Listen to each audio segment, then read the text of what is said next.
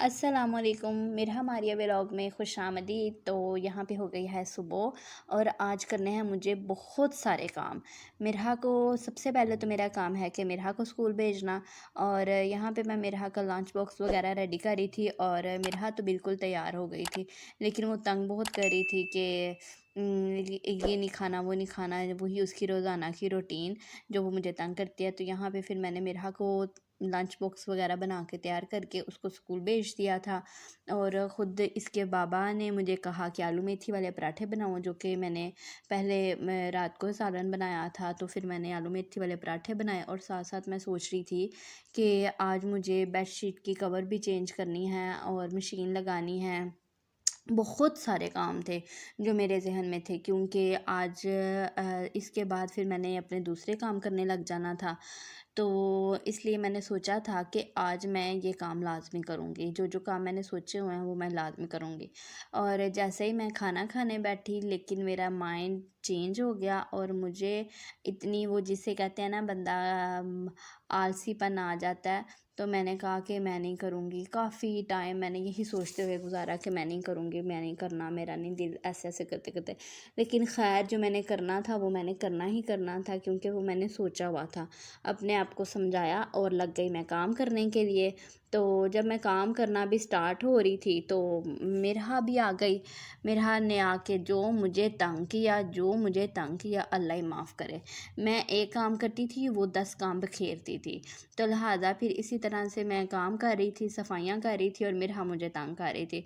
और साथ साथ मैं इसको कह रही थी मिरहा प्लीज़ ना तंग करो, लेकिन मिरहा मेरी कोई बात नहीं सुन रही थी।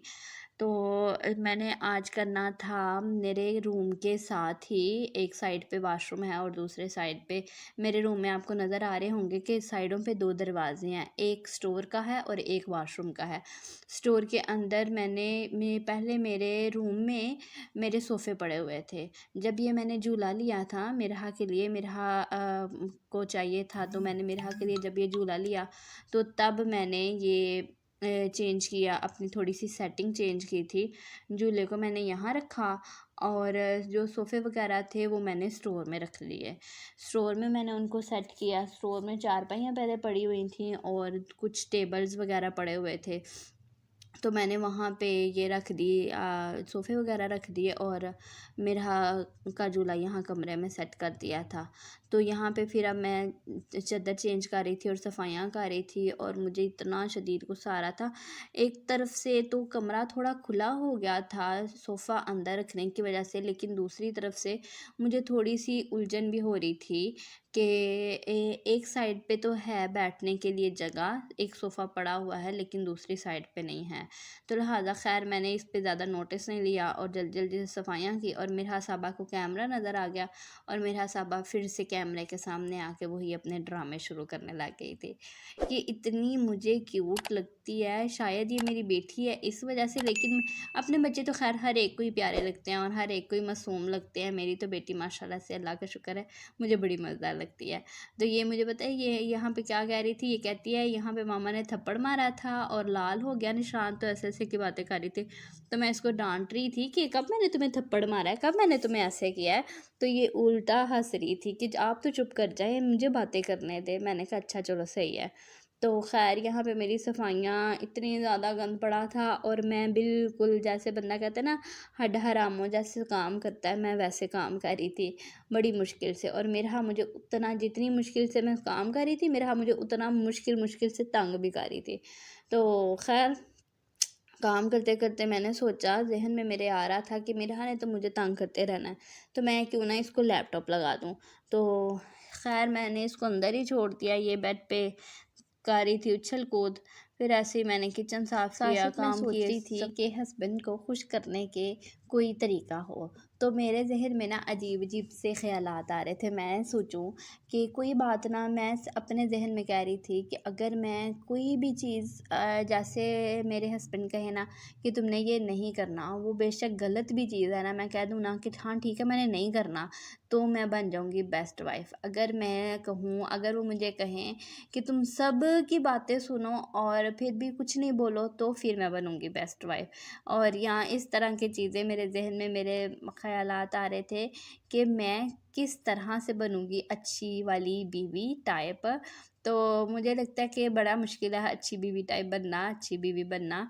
तो ख़ैर कोशिश मैं करती रहती हूँ कि मैं अच्छी बीवी बनूँ। आने से पहले नाश्ता व खाना बनाती हूँ, सुबह नाश्ता बनाती हूँ, मतलब फ़लाँ-फ़लाँ जो एक औरत को काम करना चाहिए वो मैं करती रहती हूँ कि मैं अपने हस्बैंड के लिए एक अच्छी बीवी साबित हो सकूं।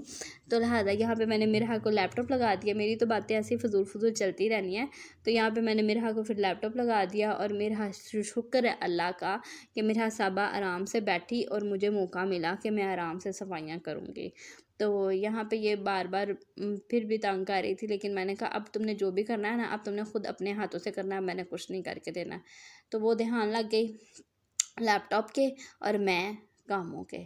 मैंने फटाफट से काम किए, सफाइयाँ की। रात को आज मैंने करेले बनाने थे और करेले बनाना भी इतना मुश्किल काम था।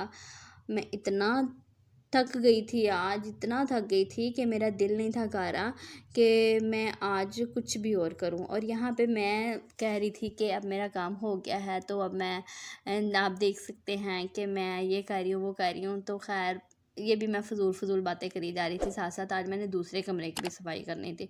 दूसरे कमरे की भी मैं सफाई डेली रूटीन में करती हूँ, लेकिन जैसे मैंने आज इस कमरे की चद्दर वगैरह चेंज की थी ना, वैसे मैंने दूसरे कमरे की भी चद्दर वगैरह चेंज करनी थी। तो यहाँ पे फिर आज मैंने अंदर से भी सर्फ़ लगा के हर चीज़ को साफ़-सुथरा कूचा-शूचा मार के हर काम किया। मतलब जिसको कहते हैं ना कि साफ़-सुथरा घर को चमका देना, मैंने आज उस तरह से सफाइयाँ की। और अल्हम्दुलिल्लाह मेरा काम भी कंप्लीट हो गया था, मेरा कमरा भी सेट हो गया, सारी सफाइयाँ भी हो गई, मेरे कपड़े भी धुल गए, हर काम हो गया था। और अब मैं सोच रही थी कि अब मैं बालों को तेल लगा लूँ। तेल मैंने लगाना नहीं था, तो मैंने लगाया बालों को वो क्या कहते हैं, हेयर मास्क। मिरहा को मैंने कहा कि मुझे ना हेयर मास्क लगा दो, और मिरहा ने जो मेरा हेयर मास्क लगाया उससे मेरे बालों का कचूमर निकाल दिया। यहाँ पे ये मुझे हेयर मास्क लगा रही थी और मैं इसको कह रही थी तुम ज़रा ना मुझे लगा लो ना, फिर मैं तुम्हें बताती हूँ कि मैं तुम्हें कैसे लगाऊंगी।